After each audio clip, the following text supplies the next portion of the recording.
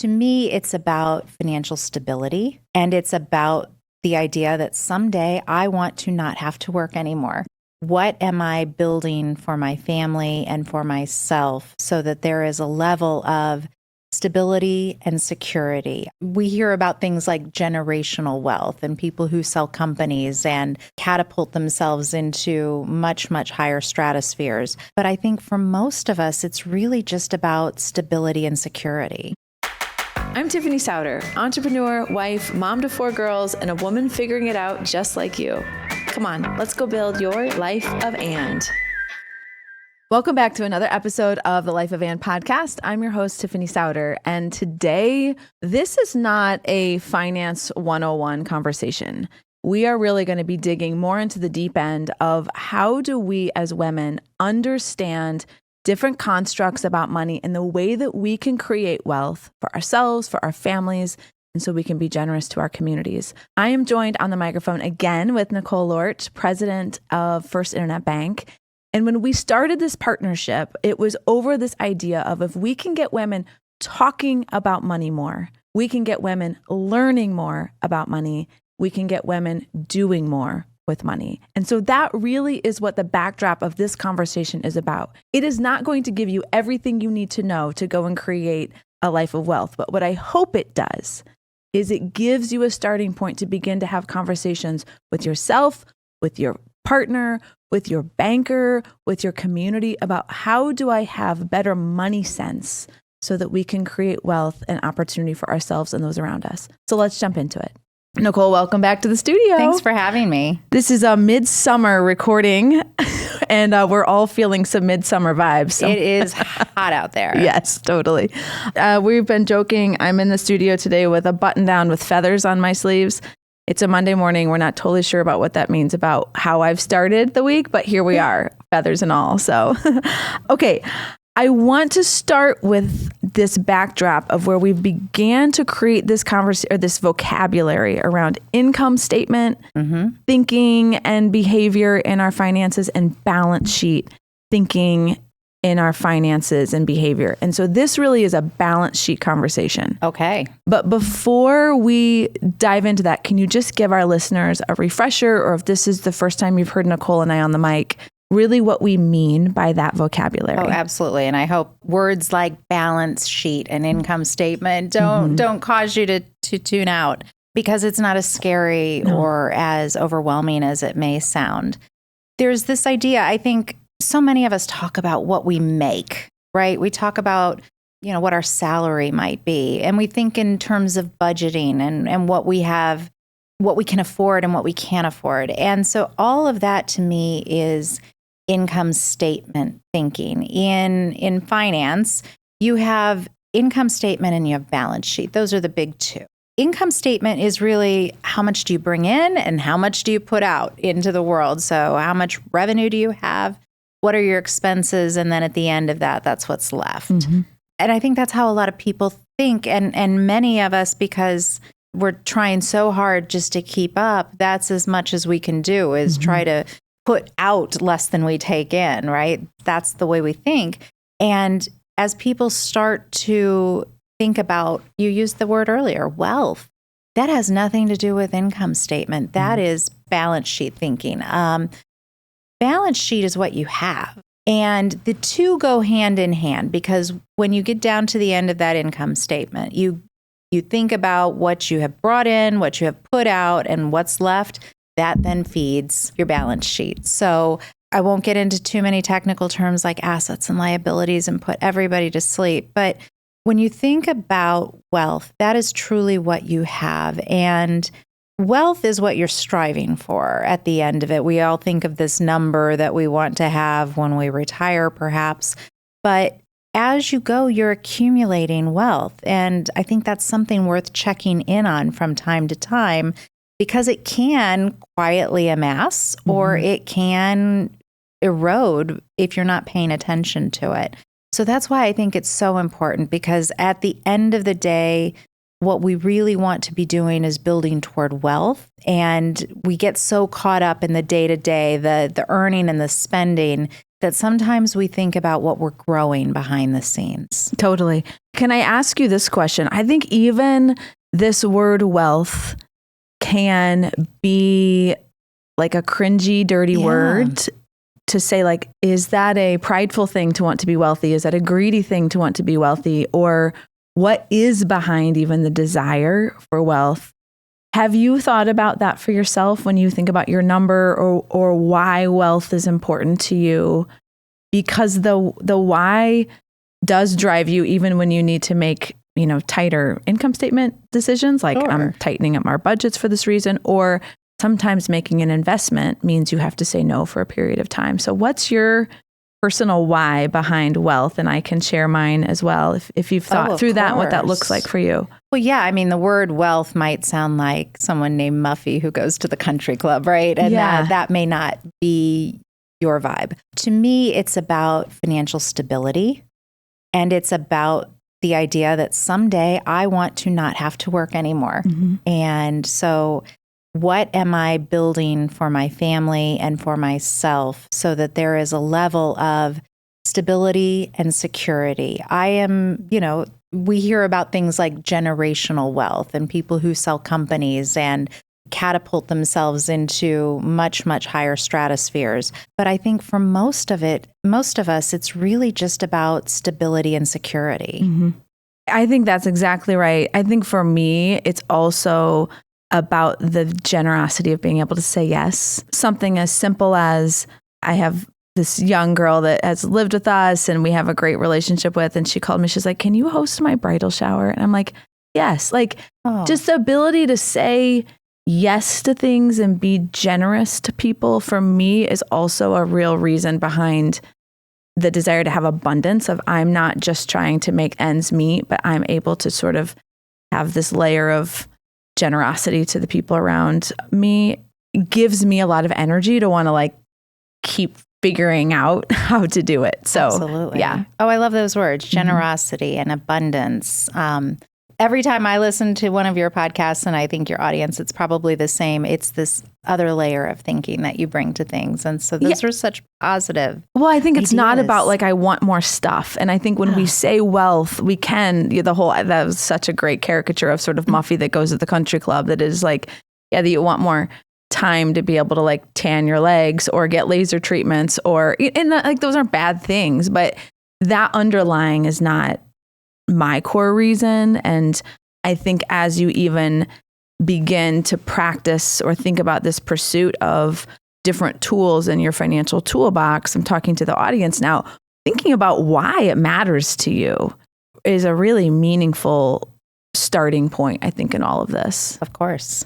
In a previous episode, and Sam, you can put the link to it. I don't remember the name of it, but I shared from our family some different choices we made in our 20s and 30s to put us into a different place now that we're in our mid to late 40s. I just turned 46. Eek, she's in denial. Mid to late 40s. That we're in a different place because we made different choices in our 20s and 30s. So you can go listen to that episode if you haven't. But one of the things that is so acute to me as I'm in this midlife sort of season of my career is if you make the exact same choices as everyone around you and expect to be at a different place, that is just not how it works. And so at some point, you have to decide you're going to make different choices than the tribe, than the crowd, than maybe your family, than maybe some of your friends, to put yourself in a position to potentially have a different outcome. But there's oftentimes more risk in that different outcome. And so I'm curious to know in your family, maybe in your own career journey, Nicole, or the choices you and your husband have made, sort of what different has looked like for you guys to sort of chart a different path for your family? Oh my goodness, so many decisions. And it probably goes back to really my first job, getting out of school and having that first job. I started saving in my 401k right away. And I would say to anyone who is listening, please, the sooner you start, the better it will be. The market is volatile. There will be ups and downs, but studies have shown time and time again, and the math works. The sooner you start to save, that can compound. And so it's hard. I made $22,000 a year when I first graduated from college. It was hard to find the money or make the choices, the trade-offs, the things that I gave up in order to start saving. But with a company match, that's additional money that your company is going to give you in many cases. And so I'm so glad I started early. So, I mean, that's an easy answer, I guess, not easy to execute. But over time, then that has changed. And it's interesting to me because when I started, you talked about keeping up with the Joneses, and that was maybe the people who lived on the left or the right or the apartment above or below you. But now with social media, we see all of the different ways that people live their lives. And there are people who make their living just advertising products. And you see these travel blogs and you see these handbag blogs and you see vloggers, I guess, or influencers, and they're showing these things and all these ways to spend more. And what we don't know is what do they really have behind the scenes. So that for me has always been kind of a touch point on what am I trying to build toward. And part of that helps to take a look at it on a quarterly basis. I'm sure we'll get into that. But I would say as we've gotten on in years and our lives have changed, we welcomed a child, there have been different choices that we've had to make. And more recently, there are a couple of changes that I think are surprising. They're probably surprising to my family. They're surprising to people around me because my husband made the deliberate choice to step away from his job. And that was 5 years ago. And that had to do with quality of life for us. He was a teacher. We thought of it as May-cember. May and December were the worst months for our whole family because not only was my daughter going through the end of the school year and all of the things that come with it. And for you, it's times 4. No, it's a real thing. It's a lot. And it's all the school programs and everything wrapping up and buying the teacher gifts and for him as a teacher, it was the same thing. And it just got to be unwieldy for our family. And it wasn't just May and December. There were other issues as well. But he made that conscious decision to choose our family and to choose a quality of life for our family. So that was a big deal, but it wasn't without financial ramifications. There were trade-offs to making that decision. The other thing that we've recently decided to do is we're going to send our daughter to private school for high school. And that, again, has to do with quality of life and choosing what is right for her at this stage in her life at this moment. And I am a big proponent of public schools. I have generations who have taught in public schools. My husband did. So it was a philosophical dilemma for us, but at the same time, we had to choose what was right for our daughters. So these were 2 big choices that I think kind of went against the grain of what my family would typically do. But for our family, for our tightly knit little group, those were the right choices at the right time. And it goes to quality of life, which I think is really what you're talking about in all of your sessions, is how to get that life of and. Yeah. Were there places where when you made maybe these choices for your daughter and you and your husband to walk away a little bit from a community you've built in her public school experience, and then also to go from having a spouse that's working home, where those choices made you feel like left out or like you were looking at sort of suddenly the outside looking in, where there was more than just a financial thing, but there was a separation of some kind that just made you feel displaced? You could have my husband and ask him, but I know that it's an isolating feeling to be at home, not working. And it's, I think, different for men than it is for women in some ways, because at least where we live, there is a stay-at-home mom. There's a model for that, but there isn't as much a model for the stay-at-home dad. And there's not a tribe for him to hang out with. So I think that that's been a tough thing for him, going from being a teacher to being in a workplace where there were other adults to talk to, as well as children to teach. Yes, that was a real adjustment for him. And sometimes, I come home at night and I'm just brain dead. I've had every conversation, I've dealt with all the problems, I've made all the choices, and I really just want to sit and watch TV or scroll my phone endlessly and just, breathe and drool, and that's about it. That's been an adjustment for me too, to realize that, I need to still be that outlet for him. I even want for myself to like hear and capture from this is that even when you were talking about the decision, there was a visceral understanding that this was exactly the right choice for your little family. Mm-hmm. And still it was hard. It was hard, of course. And that's what I want us to understand. So even when you're like, I know this is the right choice. I know this is about building either balance sheet wealth as it relates to money or balance sheet wealth as it relates to time and connection that you need for life to feel sustainable. It is hard. There is a loneliness, I think always, that comes with choosing something new, moving your tribe, moving where your energy is coming from, moving your point of connection, and also doing something different than everybody else is doing. And it can create, at least for me, this wave of doubt. Mm-hmm. Like, am I really making the right choice? Because man, usually the right choice means belonging somewhere. Mm. And I don't feel like I'm belonging. Right. But I'm building something different, unique, long-term, I believe is going to play out right. And it's like, you believe this is the right choice for your daughter. You believe this is the right choice for your family. And you're laying these foundational seeds. You won't really know for a while. And I think that's like so many balance sheet choices. You don't know for a while. That's true. And it's hard to measure. I mean, because I'm a banker, I think so much in terms of dollars and cents. And it's easy for us to quantify what my husband walked away from in terms of a teacher pension. It's easy to understand the dollar impact of that, but it's not as easy to understand how we're going to feel about it. And so there are emotional investments that we make in our lives, and we hope that it's the right one. And you're right, there's a dissonance that is caused within us when it's something that our tribe would not do. In this case, my family would not have done that. And we still had to go against the grain and hope and pray that it's Team Lorch against the world here. And we hope that we're making the right choices. Yeah. So I thank you, Nicole, for sharing so transparently, because I do think these are, again, back to what I hope this episode does, is these are the conversations we need to have with one another is where are you making new choices and how does that make you feel? And just giving one another confidence that if it's on the outside, it can still be right. So thanks for sharing that with us. Okay, I want to move our conversation, this like balance sheet narrative, to this idea of women being bankable. That is not vocabulary that I had for a long time.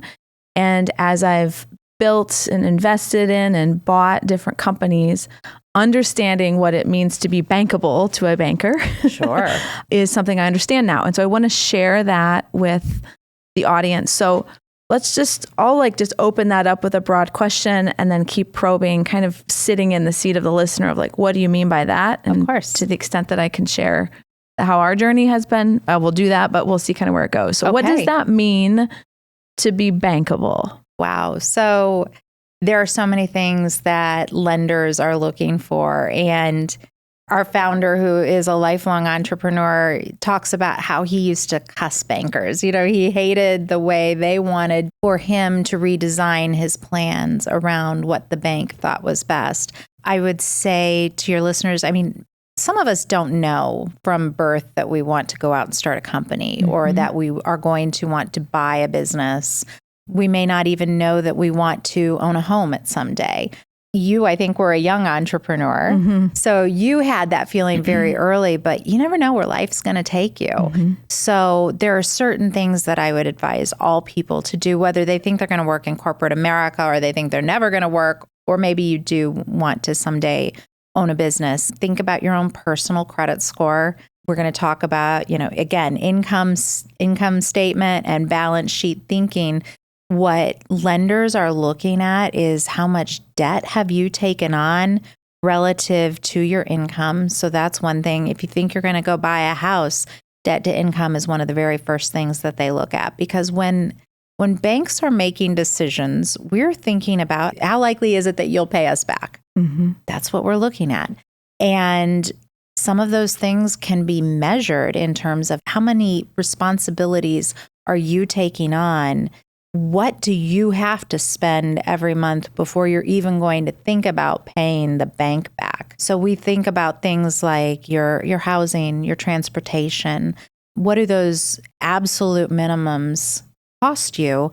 And what does that stack up relative to how much you actually make? So debt to income is something we're thinking about. Your credit score, credit score is that big black box. Nobody knows exactly how it's calculated, right? But there are some hard and fast rules, which has to do with how many different avenues do you have to borrow? How many credit cards do you have? So how much is out there? Do you have $25,000 available to you on credit? Do you have $50,000, $100,000?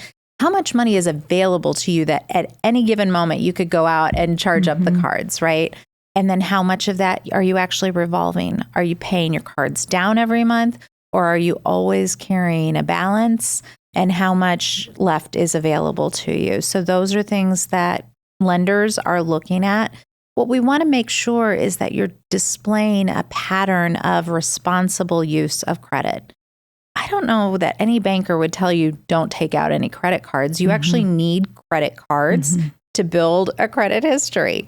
It's hard sometimes to get that first foot in the door, but if you can start, if you know, for instance, that your credit is not great right now, there are secured credit card programs out there. Be really careful because so many of them are traps. So check with Better Business Bureau. What does that mean? A secured credit card? Like, what does that mean? I don't even know what that means. So a secured credit card is this idea that I'm going to put up $500 of my own cash in order to get a $500 credit card. Oh. And so am I really getting credit? No, but it will show in your credit report as some lender has extended credit to you. And then you pay that back every month. You make charges, you pay it back. And all the while that lender is holding your $500 or $1,000 so that there's no risk of loss to them, which is why it's secured. Anything in lending, anything in banking that we say is secured means there's some form of collateral that has been put up against it. So you may have given your own cash, and that is protecting the lender, but at the same time, you're able to build a credit report. That's a tool if you're rebuilding credit or establishing credit for the first time that can be used? It can. If you're building credit for the very first time, or if you have to rebuild credit, that's one way to go about it. You need to start borrowing and showing a good track record of repayment in order to build a healthy credit score. I want to take a quick moment to thank my partners at Share Your Genius. For the past 4 years, they have been an incredible part of my journey behind the microphone. Share Your Genius is a content and podcast production agency that helps leaders and brands bring their message to life. So whether you're trying to find your voice, develop a content strategy, or get your leader behind a microphone, they're going to help you make it simple, strategic, and impactful. Interesting. I didn't know that existed. So one of the things that you kind of said this a little bit earlier, like that your founder hated bankers. I do think like bankers and cops, like when you don't understand their real, and I'm saying this a little facetious, but like when you don't understand their true nature, they can be representative. Like, are they really here to protect you? And I have found that is the case. Like when you really understand what a banker's motive is, it's that they get paid back, which also is good for you, because if you're able to pay them back, that meant good things happened probably in the thing that you invested in. But understanding what takes place, and let's maybe talk on the business side, inside of those, I don't know if they're like credit, what do we call those meetings where essentially a loan application is reviewed? Yeah, credit committee. I just imagine they're like, watching there are cigars and martinis and we're making evil or it's like decisions. A reality show being like, what is the next thing that's coming up here? Yes. It's like, take us into that room visually, a credit review meeting. What takes place? How many deals are you looking at? Who's representing it? Like what? Because it is the X's and O's of the deal. But what I've learned is it's also the story, and you can put yourself in a good position or maybe a more probable position as someone who's coming and asking for money if the banker is understanding your behaviors, your intentions, your track record. And so I've learned there's some nuance in it too. So can you take us into that? So we're going to go behind the curtain. Yes. Here. Okay. Well, it's maybe not as salacious. Yeah, exactly. It's not as salacious as you might think. At First Internet Bank, we've always prided ourselves because our founder hated bankers and hated the evil credit committee. We have tried to get away from credit committee meetings where decisions are made. In some small banks or some community-sized banks, those still work because you can have a team of directors or a team of leaders who know most of the people in the town. And they'll say, oh, I know Jane, I know Joe, they're good people. I've known their families for years. Those kinds of inputs are valuable. But when you get to a bank that is our size, we're working on a nationwide basis. We don't necessarily have firsthand knowledge. But that said, we do have a lender who's working with you, is working with the business owner, working with the team from the business, and they bring the story. So we have guidelines. There are, some guardrails is how we like to think about them. They're not even hard and fast rules always because they are just guidelines. And so decisions can be made. We like to be more flexible. We like to be more responsive and to frankly be faster. Because a lot of times in lending, it has to do with who's able to get you the answer first, more so than is the rate going to be 7.5 or 7 3/4. The turnaround time, speed is really important. And we talk about a fast no is more valuable than a long, slow maybe. When you're a business owner, so many of your decisions have to be made right then. Even as a homeowner, we've seen hot real estate markets where you've got to be able to decide right then if you can make the offer or not make the offer. So having a bank that has some flexibility, I think, can be important in terms of speed to response. So unfortunately, we don't have these behind the scenes credit committees, but there is a process where the lender gets to know you, will take so many documents, more documents than you ever thought that you owned or you could possibly produce, right? I mean, you've been through this and it's like, you need a tax return from when? And so, I have the last 3 years definitely ready to go in terms of tax return, and financial statements, both personal and business, would be helpful to have at the ready. And there will be a team behind your lender who's working to actually build a credit memo. That's the story of your loan. And depending on the size of the loan, depending on the purpose of the loan, all of those things, the credit memo can be 45 pages, it can be 2 pages. But that's where the story of your loan will be written. And that will be the story of you. So is there actual pros on that? Oh, yeah. Okay. Yeah, I love a story too. I mean, we are one of the nation's leading small business lenders, and I call them snowflakes because there are no two stories that are identical. Every small business owner, that is the story of their upbringing. It is the story of their belief system. It is the story of creation right there on a page. We're creating jobs. We're putting food on tables for families.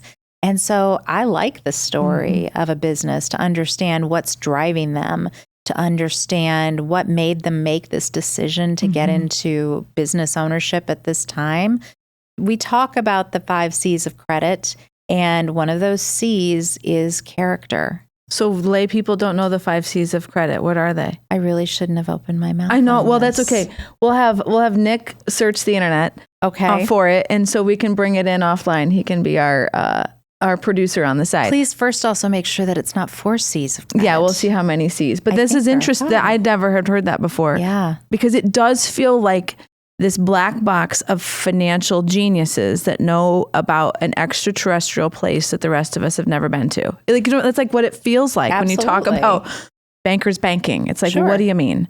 And so knowing that as the one who's coming and saying, this is what I need the loan for, this is the story behind it, that is part of what you care about, makes you start to say this is about more than just being a number to you. Absolutely. And it is about you investing in what I'm trying to build. And I think when I realized, like every other place on earth, it is people helping people. That's really what a great lender wants to do, is put money in the hands of people that are going to go create jobs, create community, create beautiful places for people to go and be, restaurants and experiences. Like that is the great lender. That's what they want to do. And I sort of felt like, I don't know, I didn't know that was what that job was about. And I think that's part of what I want this episode to be, is like, that is what that job is about. And if you have the heart of an entrepreneur, if you have the desire to build something, they are dying to meet you.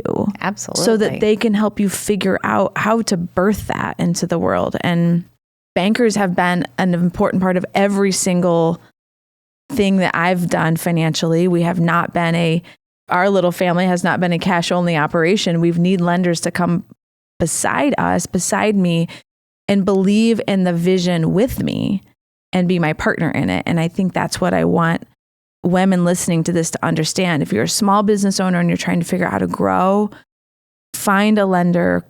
I would say call First Internet Bank and talk to one of their people to say, how can I make this happen? Because they are there to be a solver with you, not just a scary monster. It seems so trite, but that's literally how I used to think about it. Oh, I can see why there is that kind of black box. You don't know what's happening there.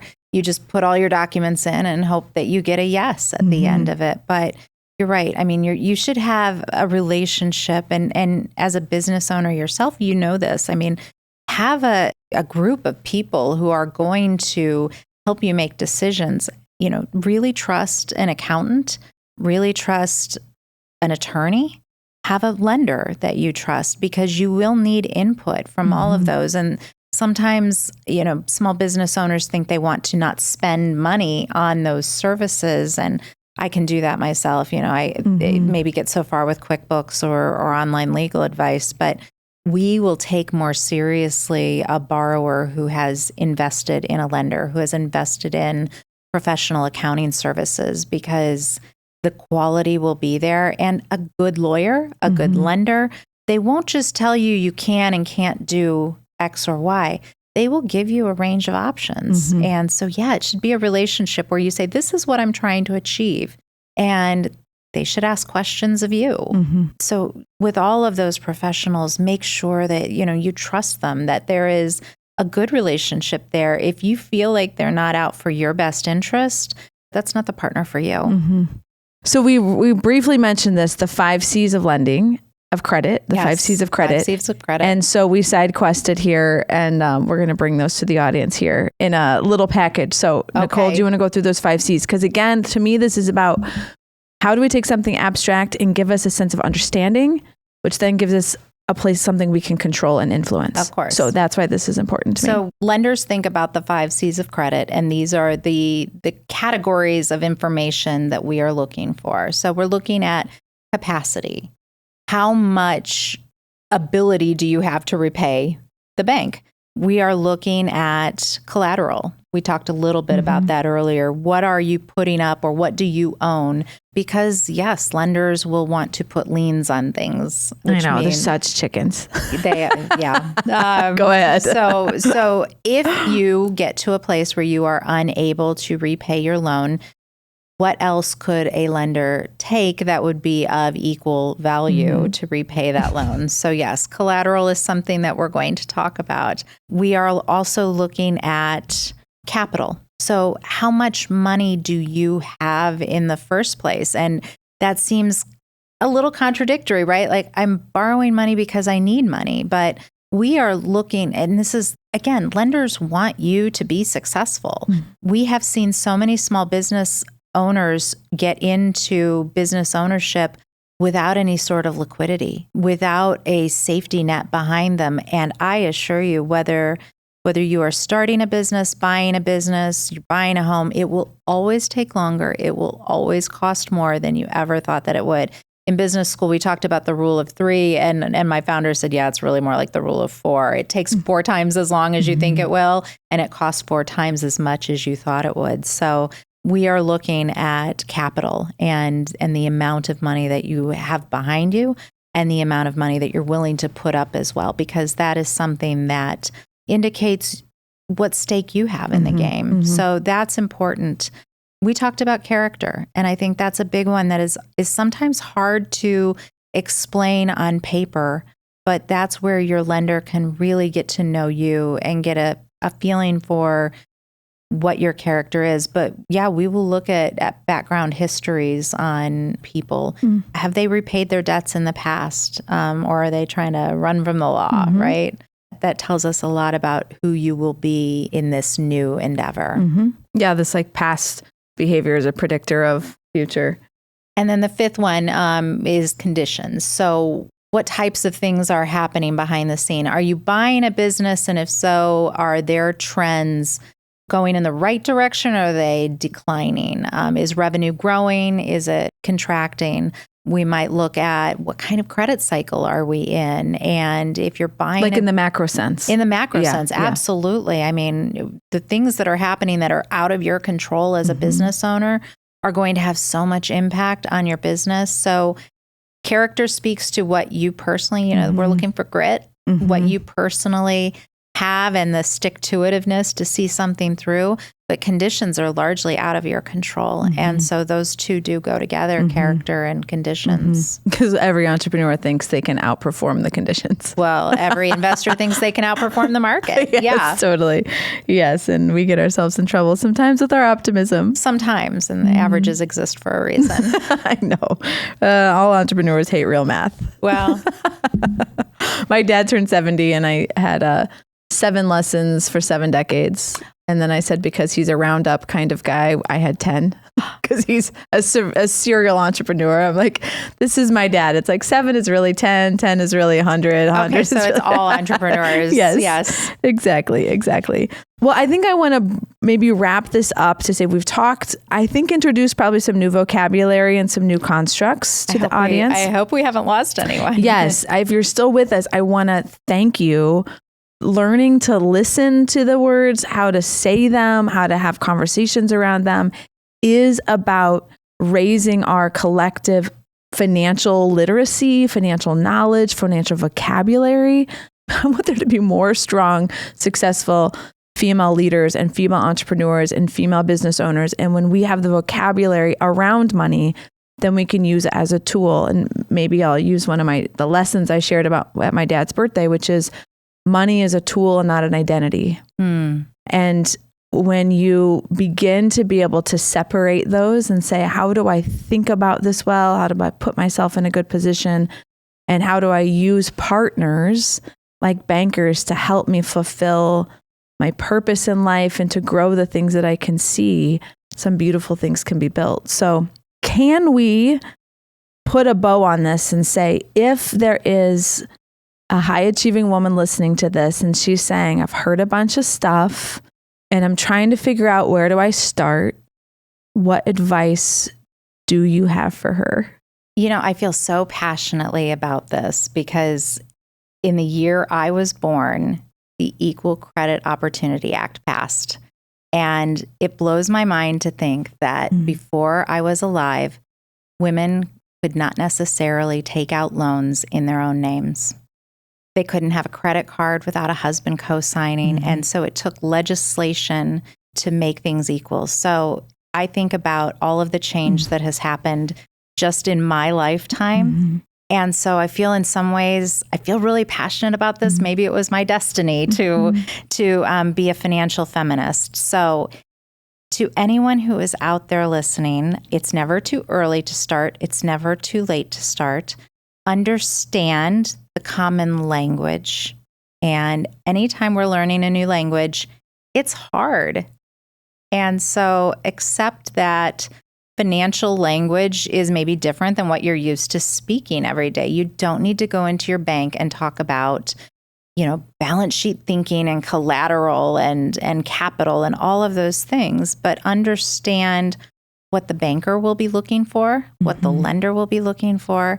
And I think more than anything, understand that lenders really do want to be your partner in success because we are in this together and we want to build things and grow things. And it's so exciting to see entrepreneurs like you and across the country, women wanting to start businesses and lead businesses because that is going to paint a different picture of what our country looks like 50 years from now. So we're excited to be a part of the journey.